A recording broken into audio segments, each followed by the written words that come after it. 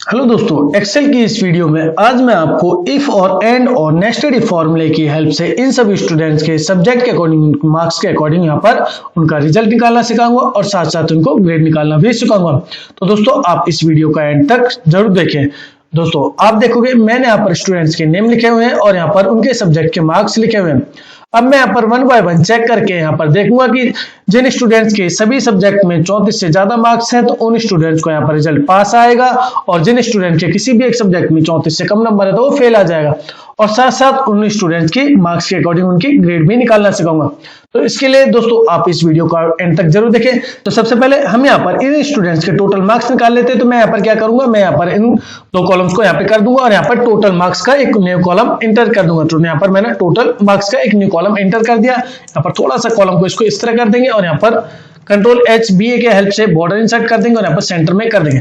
अब मैं यहाँ पर सभी स्टूडेंट्स के टोटल मार्क्स निकालूंगा। तो मैं यहाँ पर क्या करूंगा, इक्वल टू लिखूंगा और यहाँ पर सम ब्रैकेट स्टार्ट नंबर में यहाँ पर इन सभी वैल्यूज को एक साथ सिलेक्ट कर लूंगा, देन ब्रैकेट क्लोज और एंटर, और उसके बाद फॉर्मूले को नीचे यहाँ पर मैं ड्रैग कर दूंगा।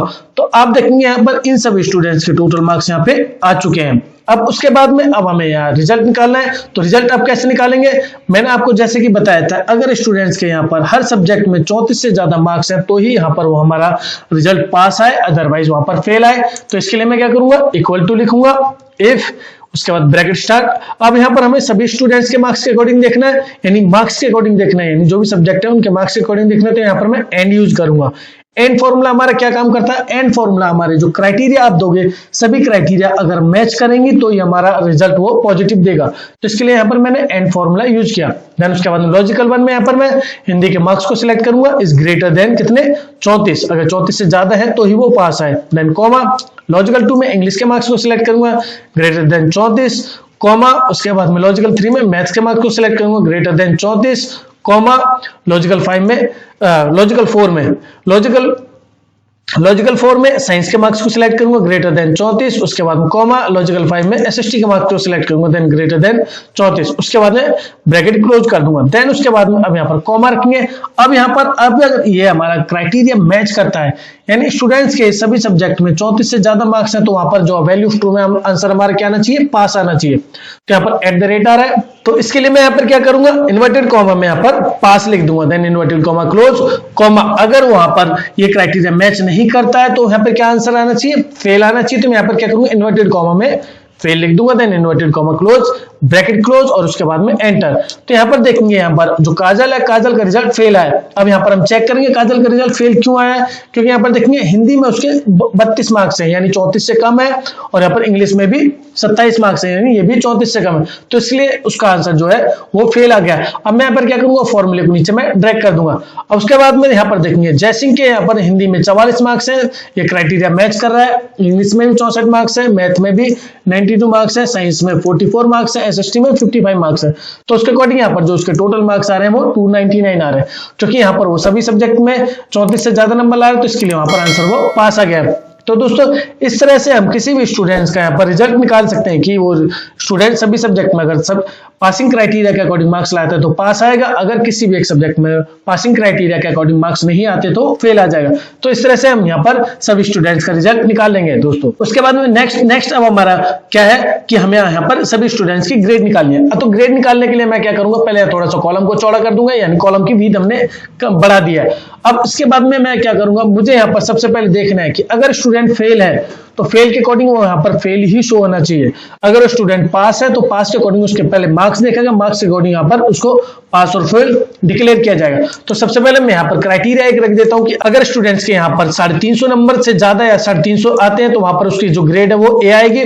अगर उसके 300 नंबर आते हैं तो वहां पर उसकी ग्रेड जो है बी आएगी। अगर उसके 250 नंबर आते हैं तो उसकी ग्रेड यहाँ पर सी आएगी।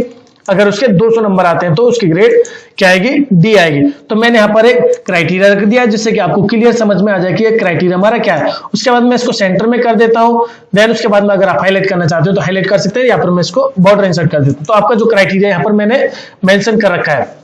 उसके बाद अब यहाँ पर मैं क्या ग्रेड निकालूंगा। दोस्तों ग्रेड हम कैसे निकालते हैं, ग्रेड निकालने के लिए हम क्या नेस्टेड इफ फॉर्मूले का यूज करना पड़ता है। तो मैं क्या करूंगा, यहाँ पर इक्वल टू इफ लिखा, ब्रैकेट स्टार। लॉजिकल टेस्ट में क्या करेंगे, सबसे पहले हमारा जो क्राइटेरिया हमें क्या देखना है कि स्टूडेंट अगर फेल है तो फेल ही आए। तो मैं क्या करूंगा, यहाँ पर रिजल्ट को सिलेक्ट कर लूंगा। Result is equal to fail, तो मैंने यहाँ पे क्या कर दिया, result is equal to fail कर दिया। अगर वहां पर वो फेल आता है तो यहाँ पर क्या आएगा, वहां पर आंसर हमारा फेल ही आएगा, तो यहाँ पर मैंने फेल कर दिया। देन उसके बाद कॉमा, वैल्यू फॉल्स। अब यहाँ पर मैं वापस इफ वाला फॉर्मूला यूज करूंगा, क्योंकि हमारे जो एक क्राइटेरिया वो क्राइटेरिया एक हो चुकी है, अब उसके बाद में दूसरा क्राइटेरिया देखेंगे। तो वापस इफ फॉर्मूला यूज किया। अब लॉजिकल टेस्ट, अगर इसके टोटल मार्क्स ग्रेटर देन कितने आ रहे हैं, ग्रेटर देन 350 आ रहे हैं, यानी ग्रेटर देन 350 आ रहे हैं, तो उसको जो हमारा ग्रेड क्या आएगी, ग्रेड आएगी उसकी ए। तो यहां पर मैंने इन्वर्टेड कॉमा में ए लिख दिया, देन कॉमा, उसके बाद वापस if bracket start. Logical test में वापस टोटल मार्क्स को सिलेक्ट करेंगे, इज ग्रेटर देन कितने, 300। अगर 300 से ज्यादा उसके मार्क्स आते हैं तो वहां पर ग्रेड क्या आनी चाहिए, बी आनी चाहिए, तो यहां पर मैंने इन्वर्टेड कॉमा में बी लिख दिया। इसके बाद वापस हम टोटल मार्क्स वाले कॉलम को सिलेक्ट करेंगे। अब दोस्तों यहां पर देखिए हमारे सिलेक्ट नहीं हो पा रहा, तो मैं क्या करूंगा, इसकी वापस लोकेशन लिख दूंगा। तो यहां पर क्या करेंगे, पहले हम इफ वाला फॉर्मूला यूज करेंगे, क्योंकि हमने बी क्राइटेरिया दे दिया। वापस इफ के बाद में लॉजिकल टेस्ट। अब लॉजिकल जो हमारा सेल का रेफरेंस क्या L7 है, तो मैं यहाँ पर क्या करूंगा, L7 लिख दूंगा। मैंने यहाँ पर L7 लिख दिया, इस ग्रेटर देन कितना है, अगर उसके मार्क्स 250 से ज्यादा आते हैं तो यहाँ पर मैं 250 लिख दूंगा। देन उसके बाद कॉमा, उसको ग्रेड क्या आनी चाहिए, सी ग्रेड आनी चाहिए, तो मैंने यहाँ पर सी लिख दिया। देन वापस कॉमा, उसके बाद फिर से हम इफ यूज करेंगे, फिर वापस उसका सेल का जो रेफरेंस है क्या है, L7 है, तो मैंने L7 लिख दिया, यहाँ पर L7 लिख दिया। L7 इज ग्रेटर देन कितना, 200, तो यहाँ पर 200 से अगर ज्यादा मार्क्स उसके आते हैं तो उसको ग्रेड क्या आएगी, डी आएगी, तो मैंने यहाँ पर डी ग्रेड कर दिया। देन उसका ब्रैकेट क्लोज, उसके बाद एक और ब्रैकेट क्लोज, फिर वापस हम ब्रैकेट क्लोज करते रहेंगे, तो जब तक हमारा एंड नहीं आएगा तो हम यहाँ पर ब्रैकेट क्लोज करते रहेंगे। देन उसके बाद में एंटर करने के बाद में यहाँ पर यस कर देंगे, तो देखेंगे यहाँ पर जो काजल है, काजल यहाँ पर रिजल्ट उसका फेल आया, तो उसके अकॉर्डिंग फेल के अकॉर्डिंग उसका जो है ग्रेड भी फेल आ गया। मैं फॉर्मूले को नीचे ड्रैग कर दूंगा। अब यहाँ पर देखेंगे जयसिंह यहाँ पर रिजल्ट उसका पास था, तो पास के अकॉर्डिंग उसने जो क्राइटेरिया में क्या देखा है, उसके 299 नंबर है, उसके जो यहाँ पर ग्रेड दे रखे, सी दे रखे। अब मैं पर अपना क्राइटेरिया देखूंगा, अगर उसके 300 से ज्यादा होते तो उसकी जो ग्रेड क्या आती, बी आती, तो यहाँ पर उसके जो है 299 यानी वो 300 से कम है, तो उसके अकॉर्डिंग उसकी ग्रेड क्या आ रही है, सी आ रही है। उसके बाद वापस जाते हैं, गौरव फेल है तो फेल ही शो कर दिया, ऐसे ध्रुव भी फेल है तो फेल शो कर दिया, सेम भूमिका फेल है तो फेल भी शो कर दिया। अब यहाँ पर आयुष्मान देखेंगे, आयुष्मान पास है, और लेकिन उसके जो 300 से ज्यादा मार्क्स है, तो 300 से ज्यादा मार्क्स के अकॉर्डिंग उसकी जो ग्रेड यहाँ पर बी है, तो यहाँ पर भी ग्रेड बी आ जाएगी।